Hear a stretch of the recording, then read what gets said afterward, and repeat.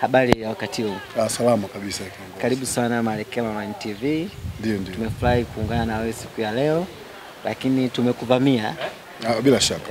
Tumekuvamia kutokana na ukubwa wako kwenye kongamano hili la walimu wa makada wa Chama cha Mapinduzi hasa mkoa wa Mbeya. Ndio.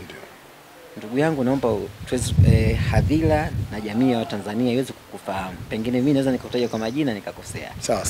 Karibu. Asante. Mimi kwa majina naitwa Joseph Nzala Liata, ni katibu wa siasa na uenezi wa mkoa wa Iringa. Ndio. Karibu sana. Asante sana. Naona mmekuwa mna jambo kubwa siku ya leo hapa. Walimu wamevaa kijani. Na sisi tunaamini kabisa walimu ni wanataaluma. Ndio. Na wanasiasa ni wanasiasa. Ndio. Sasa mmewezaje kuweza kuhakikisha mnaweza kuwashawishi walimu wanakuja kwenye hili kongamano? Na nikiangalia kuna walimu zaidi ya 200 wamevaa kijani. Sawa. Ndio. Kwa jambo la kwanza nikwambie ndugu yangu Malekela kwamba siasa ni jambo mtambuka, ni maisha. Ndio.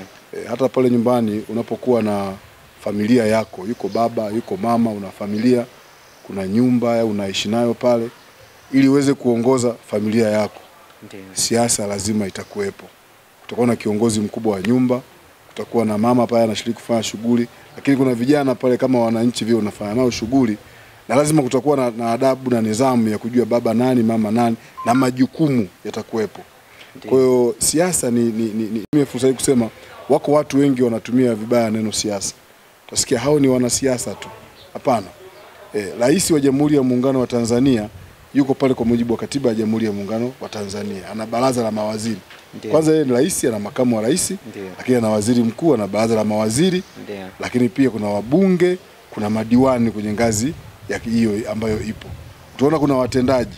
Wale wote wale kinachowaongoza shughuli zao wanachokifanya ni siasa. Kwa hata unaona walimu tunao leo hapa, tunao walimu makada mkoa wa Mbeya. Ndio.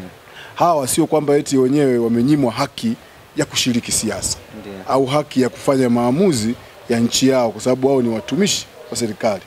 Kwa kuwa mtumishi wa serikali haikuzuii wewe kuwa mwanasiasa. Ndio. Ni kama vile wewe ukiwa mwanasiasa haikuzuii wewe kuwa mtumishi. Asante sana. Ni kadiri ambavyo hapo kiongozi, nitamani kufahamu jambo moja. Kwa sababu wanasema kuna miongozo ya kiutumishi. Ndio. Ambayo walimu wanatakiwa waweze kuifuata. Sasa niweze kuchomekea hapo kwa sababu siasa umesema ni maisha. Narejea kauli yako. Je, mwalimu huyu tunaweza tukamshawishi vipi na yeye akachukua nafasi ya udiwani, akaenda kugombea nafasi ya udiwani au ubunge? Wakati huo tunaaminisha kwamba mwalimu ni mwanataaluma. Je, nyinyi kama viongozi wa siasa itikeni uenezi wa Chama cha Mapinduzi kwenye mikoa hii ya Nyanda za Juu Kusini, mnatoa elimu ipi kwa walimu hasa wa Nyanda za Juu Kusini kuhakikisha hizi nafasi za uongozi wanaenda kugombea pasipokuwa na mkanganyiko wowote? Kwa sababu kuna baadhi ya walimu hawajui, walimu naamini wapo siku ya leo, lakini kuna watumishi wengine hawatambui hilo hapo. Sasa kwa faida ya walimu wengine ambao hawapo siku ya leo, ni miongozo ipi ambayo mwalimu anaweza akaifuata bila kuathiri kazi yake ya kiutumishi kama mwalimu ajili wa serikali, huku akijihusisha na masuala ya siasa kuelekea huu mwaka 2025 ambao ni uchaguzi mkuu? Kwanza, jambo la kwanza, zipo kanuni za uchaguzi. Ndio. Yaani kanuni za uchaguzi hazimbagui mtu. Nchi yetu ni nchi huru kabisa. Ndio. Na nchi yetu imetoa haki ya kila Mtanzania kuwa kiongozi. Ndio. Lakini pasipo kuvunja taratibu. Umesema hapa ziko taratibu za kiutumishi. Ndio. Ni kweli, taratibu za kiutumishi zinakutaka wewe unapotumikia wale wananchi, watumikie, utimize wajibu wako. Inaitwa job responsibilities. Majukumu yako ya kazi. Lakini iko muda ukinaweza ukaamua. Tena ni vizuri ukimpata mwalimu akawa diwani. Sababu atakuwa na uwezo mzuri sana akiwa kwenye baraza la madiwani kuzungumza maslahi ya wananchi ndani ya baraza la madiwani. Lakini taratibu ziko wazi kwamba ukitaka kugombea nafasi hiyo, utakuwa ni shahidi kwamba rais alipokuwa anahutubia na anawaambia wakuu wa mikoa na wakuu wa wilaya kwamba tunakwenda kwenye uchaguzi. Kwa hiyo kama unakwenda kwenye uchaguzi, andika barua, andaa mapema barua yako, lakini uandike barua kwa mujibu wa kanuni na taratibu za uchaguzi. Kwa hata mwalimu sasa akitaka kugombea lazima apitie zile kanuni za uchaguzi. Kama kanuni za uchaguzi zinasema ukiwa mtumishi wa serikali utakapoenda kutaka kugombea, basi utaandika likizo ya miaka 5 au likizo ya muda mfupi, basi mwalimu anajua wajibu wake. Hao walimu tunao, walimu makada ni walimu wabobevu kabisa. Ndio maana wanaitwa walimu makada. Wanajua kwamba nipokuwa kwenye utumishi ni utumishi. Lazima nitimize majukumu yangu ya kitumishi. Lakini ninapofika muda nikitaka kugombea lazima nifuate taratibu, kanuni na miongozo ya nini, ya uchaguzi natakaje. Sawa. Na ndio maana walimu wengine wanaomba likizo, anakwenda ashiriki uchaguzi. Akishafanikiwa basi anakuwa kiongozi ndani. Hapo nilikuwa nataka uweze kuniweka sawa, kwa sababu kuna baadhi ya maswali tumekuwa tukiyapata kutoka kwa baadhi ya walimu. Ndio. Jambo la kwanza wanasema, na mimi nimepitia. Ndio. Mwongozo wa uchaguzi wa mwaka 2015. Unamtaka mtumishi anayetaka kwenda kugombea nafasi ya uongozi, hasa kwenye nafasi ya udiwani, ubunge na urais. Ni kuhakikisha anaandika barua ya likizo kwa miaka hii 5 yote pasi na malipo. Lakini bi yake anasema huyo mtumishi kama anataka kugombea anaweza akaandika barua ya kusitisha mkataba wake na kudai yale nikizungumza lile changio lote aliloweza kulichangia tangu akianza utumishi. Hizo ni vitu viwili. Sasa nitamani kujua, je, kama kuna mwongozo wote kwa mwaka 2025 huu uchaguzi mkuu kama umetolewa ambao uko tofauti na huo mpaka sasa? Kwanza nikwambie, uongozi ukianza kutafsiri kwenye masuala ya maslahi, shindwa kuongoza wananchi. Ndio. Mwalimu Julius Kambarage Nyerere aliacha ualimu kabisa. Ndio. Hakuomba likizo. Aliamua kuacha ualimu, aliamua kuwatumikia wananchi. Yule ni mzalendo namba 1. Kwa hiyo sasa ukianza kuitafsiri kwenda kwenye uchaguzi, ukicalculate kwenye maslahi, ni definition ya kwamba wewe unatafuta maslahi badala ya kwenda kuongoza wananchi. Kwa vile vipengele vimewekwa, manake wewe mwalimu uamue. Ndio. Vimewekwa ili uweze kuamua. Ndio. Kwamba sasa mimi nimeamua. Kwa mfano mimi nilikuwa mwalimu wa sekondari, nimetoka mimi ualimu wa sekondari, sasa sio mwalimu tena. Ndio. Wala sijai kuomba likizo, kama nimepata likizo nimerudi tena kwenye ualimu, hapana. Nilifanya maamuzi ya kwamba naenda kwenda kuwaongoza Watanzania. Na huku nikijua aidha nitashinda au nitashindwa. Lakini ualimu nimesomea na nimefundisha, nikaona ile inanitosha kabisa mimi kuwa kigezo namba 1 cha kwenda kuwasimamia Watanzania. Kwa hiyo sikupiga calculation kwamba hivi nikitaka hapa nikienda likizo nitapoteza hapa kidogo, nitakosa maslahi. Sasa wananchi wa Tanzania walioko nje wanataka kiongozi ambaye anaweza akajitoa, akasimama akawa diwani. Lakini mradi ana uwezo kufika kwenye baraza la halmashauri au baraza la halmashauri la manispaa au halmashauri ya kijiji, halmashauri ya halmashauri hizi za wilaya, kwamba akasimama akawatetea Watanzania. Kwa hiyo lazima watu walijue na lazima waige katika maisha ya kiuongozi. Kama walivyoishi walimu viongozi waliopita ambao ni mifano mizuri sana ya kuiga. Mwalimu Nyerere, narudia, yeye hata likizo hakuomba. Yeye aliacha ualimu akapigania na kaja kuwa kiongozi mkubwa ndani ya nchi. Ni kweli. Hapo sasa, kiongozi wangu, nafikiri swali langu umelijibu vizuri, lakini sijapata hitimisho zuri mwishoni. Mwongozo wa mwaka 2015 na 2025 utatumika ule au mwongozo utatumika mwingine? Kwa sababu hapo kuna mkanganyiko. Walimu wengi kama unaona makada wa Chama cha Mapinduzi wapo hapa. Ninaamini wengi waliopo hapa wapo kwa ajili ya utumishi, kuwatumikia wananchi. Na hawa wana sifa zote za kiuongozi. Lakini huwezi kuwa kiongozi wa kisiasa bila kupitia chama cha kisiasa, ninavyoamini. Kwa hiyo ninaamini haya maswali ambayo nilikuwa naniuliza, ukinijibu leo hii itaweza kufumbua yale maswali na mkanganyiko kwa Watanzania wote, hasa watumishi wa umma na wa umma ambao kuna mwongozo ambao hata rais alishazungumza kwamba lazima tufanyaje, waandike barua ili zile nafasi zao ambazo zipo sasa tupate mtu akuweza kumbadili kwa wakati sio aje atufanyie kama surprise. Umeona? Kwa hiyo nafikiri watumishi wengi ambao wananipigia simu wamelikubali. Lakini wanataka kupata mwongozo. Je, kuna mwongozo mwingine umetoka au bado? Au utatumika ule wa 2015? Mwongozo utawafikia. Kama ni mwongozo na marekebisho madogo utakuwa utawafikia. Lakini sisi tubaki na msimamo ya kwamba mwanzo ilikuwa unaomba likizo. Lakini baadaye ikaja likizo ya muda gani? Mwanzo ilikuwa ni likizo ya muda mfupi, kaja likizo ya muda gani? Kaja miaka 5. Mimi nafikiri wale ambao wanataka kugombea watakuja watapewa mwongozo, utajulikana. Lakini hoja ni kwamba ukiamua kusimama kama kiongozi, lazima, wananchi hawapendi mtu ambaye ana vitu viwili. Hawapendi ubaki na utumishi. Wanataka uwe ni mtu ambaye umeamua kuwa kiongozi. Ualimu ibaki kama taaluma, ni nyenzo ya kufanya wewe ili uweze kufanya performance nzuri kwenye uongozi. umezungumza upande wa walimu. Je, nimeona mwongozo umetoka juzi, kama sio jana usiku mimi nimeupokea. Kwamba tulitegemea fomu zitachukuliwa tarehe 1, tarehe mosi Mei. Lakini kwa sasa watachukua tarehe 28 pasi na shaka. Mwezi Juni. Na kurudisha tarehe 2 mwezi Julai. Almost pana 5 days. Sasa nini ambacho ndani ya chama wamekiona mpaka wameamua kusogeza muda mbele? Je, wanataka kutengeneza fursa kwa vyama vingine ambavyo, hasa ukiangalia chama ambacho cha kutoa hoja, chama cha Demokrasia na Maendeleo, hakuja kusaini. Hiyo inatoa fursa moja kwa moja wao kutokushiriki kwenye uchaguzi mkuu. Je, haiwezi kuweka kama mpenyo wa vyama vya upinzani ambavyo vinaweza kurudi vyama vingine kwenda kuchukua kampeni, hususan chama cha Demokrasia na Maendeleo ambacho mpaka sasa hakijasaini? Haonekani kama hapa kuna upenyo wa mamluki kutoka vyama vingine vya upinzani kuja chama cha hususan chama ambacho kipo madarakani, chama cha CCM. Ukiangalia kuna watu wamepigana kwa muda mrefu ambao wana sifa za kwenda kugombea, lakini unakuta mgombea kutoka chama kingine anakuja anapewa fursa ndani ya chama cha Mapinduzi, jambo ambalo linaweza kurudisha hali kwa wanachama wengine wa chama cha Mapinduzi. Ili wewe unalionaje? Jambo la kwanza, kila chama kina kanuni na katiba ya chama kadri ambayo kilivyosajiliwa. Chama cha Mapinduzi tuna katiba yetu, tuna miongozo yetu, tuna tamaduni zetu ndani ya chama. Kwa hiyo inapotokea mabadiliko baadhi ya mambo, basi inakuwa ni mabadiliko ambayo vikao vya chama vimefanya maamuzi. Ndio. Kwa ajili ya maslahi ya chama, lakini maslahi ya Watanzania. Ndio. Habari ya kwamba ni kwa nini mabadiliko haraka, labda kuna watu wanapewa nafasi. Mimi nikwambie ndugu yangu Malekela. Ndio. Ndani ya chama cha Mapinduzi kila mwana CCM ana haki ya kugombea. Kila mwana CCM ana haki ya kupiga kura na kupigiwa kura kadiri ya mujibu wa katiba ya Tanzania, kupiga kura, lakini na katiba ya chama cha Mapinduzi inavyozungumza. Kwa hiyo ndani ya chama cha Mapinduzi hakuna mwanachama ambaye anamzidi mwenzake.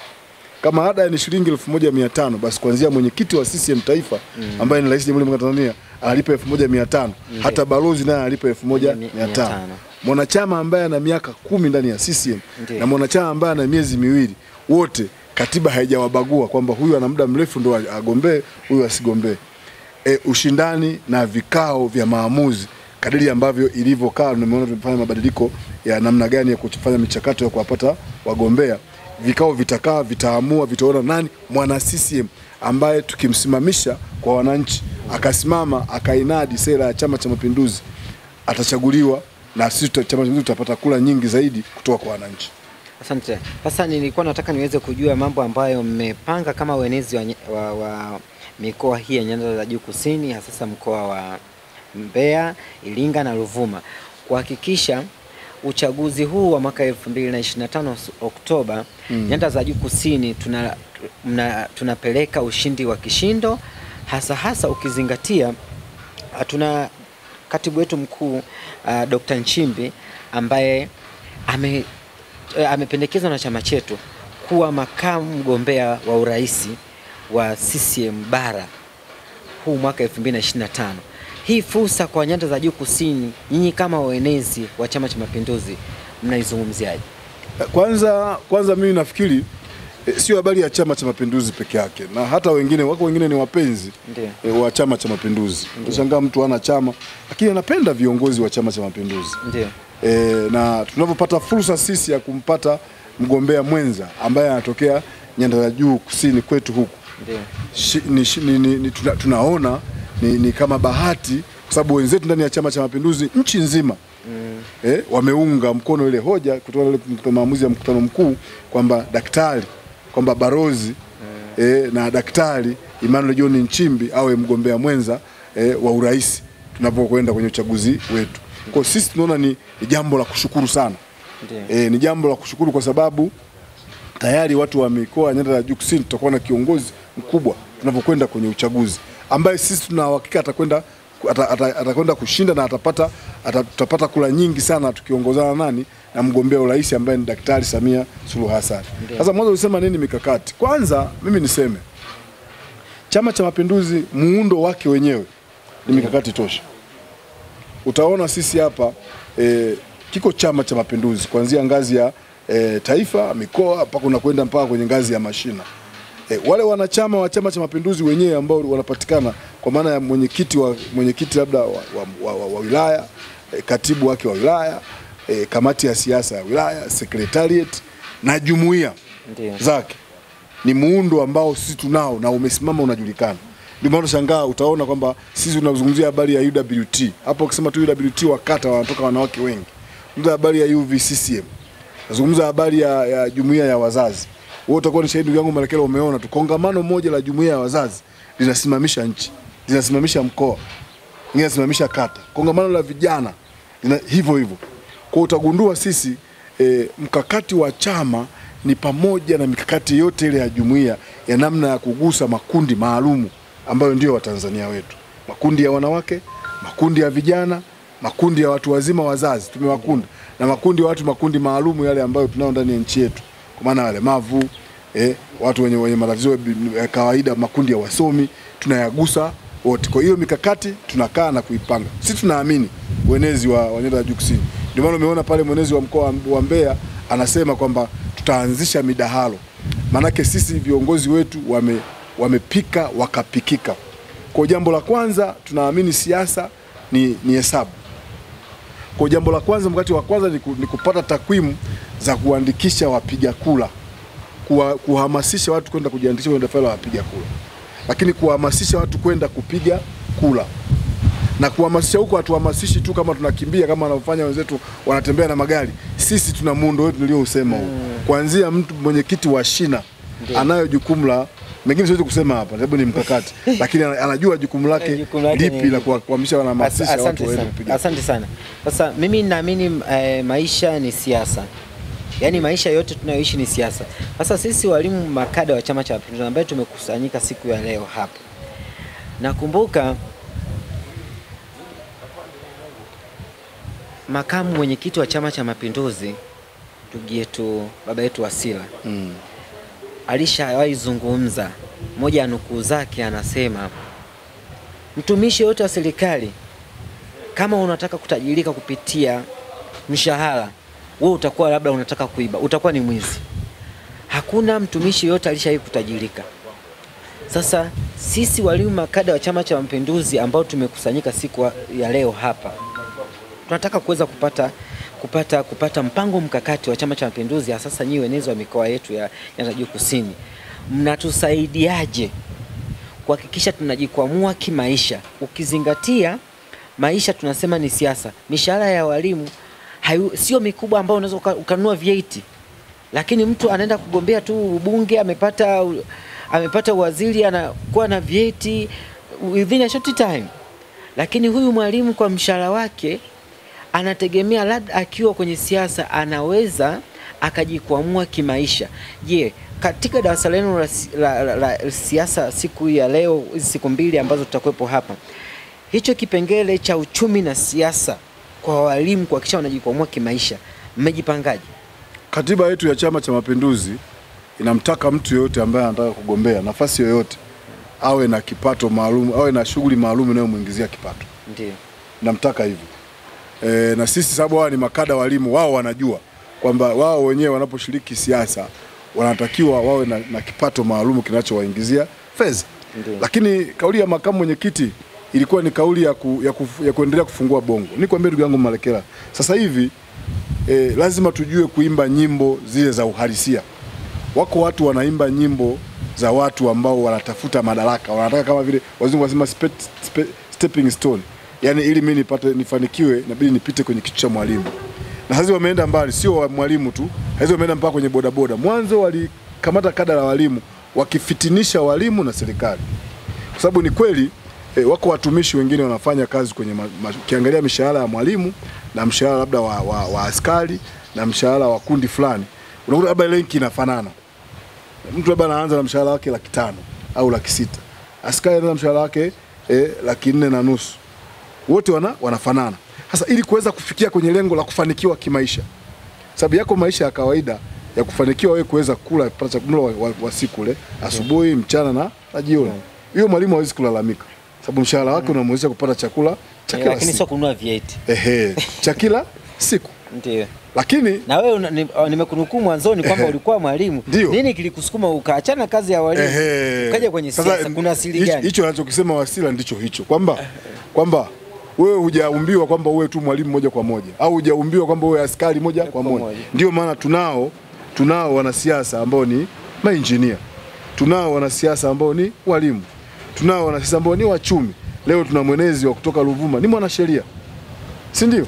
Lakini yeye ni mwanasiasa.